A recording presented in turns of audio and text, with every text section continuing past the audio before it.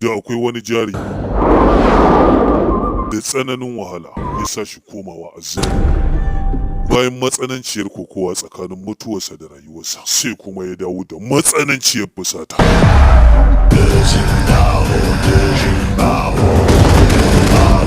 Labarai sun tabbatar da cewa an kwamashe jirgin kasar da ke shirin zuwa garin Mumbai. Gaya mini me kake bukata? Ina bukata Aliyabat. Wane ne kai? Ni din babban masoyinsa ne, madam. Wai mai sunansa ne?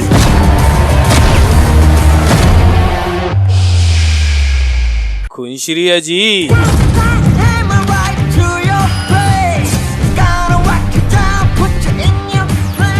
Bayan saka ido da muka yi a kansa, mun gano cewa shi din mayan mata ne.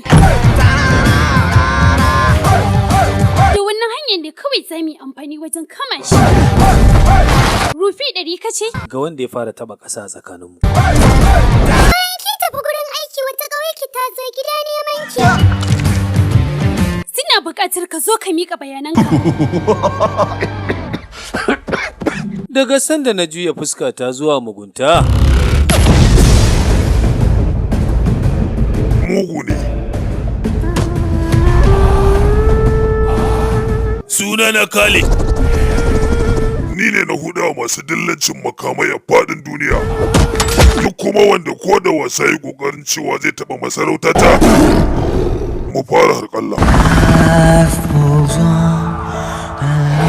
Ni ɗin jarumi ne, wanda na daɗe da sanin gwagwarmayar rayuwa tun kafin na santa, a ta dalilin mahaifiyata.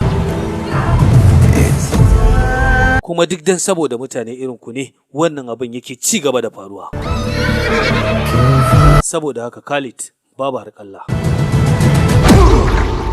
Kafin kai kuskuren saka hannunka a jikin ɗana, ya kamata ka bincika waye babansa.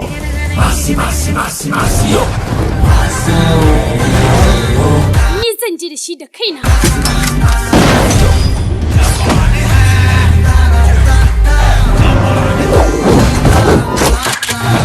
Jarumi! Sai kuma me kake bukata? Waka nake so ki saurara. Jarumi! Sabon kamce na musamman daga kamfanin Sultan masu burbuda.